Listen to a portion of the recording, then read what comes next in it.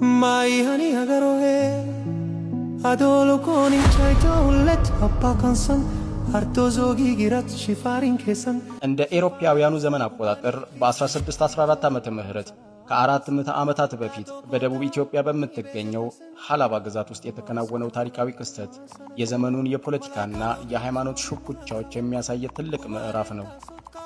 ይህ ታሪክ የተመዘገበው በዘመኑ በጎንደር ደምቢያ የነበረው ፖርቹጋላዊው ቄስ አንቶኒዮ ፈርናንዴዝ ወንድም ሲሆን ዛሬ ላይ ዘ ሀክልቲ ሶሳይቲ 2011 ኤድዌይስ ሂስትሪ ኦፍ ኢትዮጵያ 1622 ቮሊዩም ነምበር 2 ላይ ሰፍሮ ይገኛል።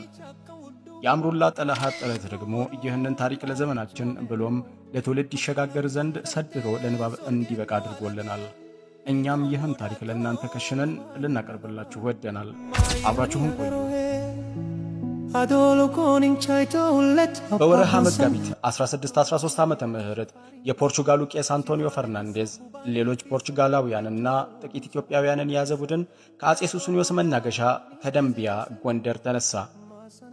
የጉዞው ዋና ዓላማም አጼ ሱስንዮስ የካቶሊክ እምነት መቀበላቸውን የሚገልጽና ለሀገሪቱ መረጋጋት የፖርቹጋል ጦር እንዲላክላቸው የሚጠይቅ ደብዳቤ በደቡባዊው መንገድ አቋርጦ በወቅቱ በፖርቹጋል ቁጥጥር ስር ወደ ነበረው የማሊንዲ ወደብ ኬንያ ማድረስ ነበር።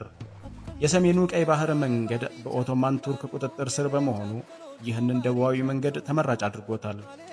ተጓዦቹ አባይን 2 ጊዜ ተሻግረው በጎጃም በኩል በመጓዝ ወደ ክርስቲያን ግዛት የሆኑት የኢነሪያና የጃንጄሮ የአቢሲኒያ ገባር ግዛቶች ሞቅ ባለ አቀባበል አለፉ።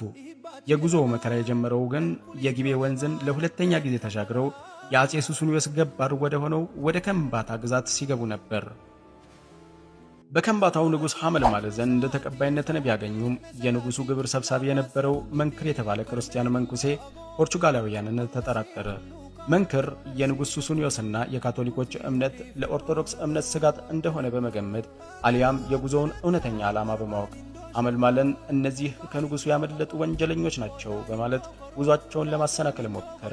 የመንክር ጫና ሐመልማልን አጣብቂኝ ፈተና ውስጥ ቢከተውም ከንጉሱ ሱስንዮስ ፖርቹጋላውያንን እንዲንከባከባቸውና ጉዟቸውን እንዲያመቻች የሚል የቁጣ መልእክት ከደረሰው ወዲህ መንክር ታስሮ ወደ ደምቢያ እንዲላክ ትዕዛዝ ተላለፈ። እንዲታሰርም ተደረገ።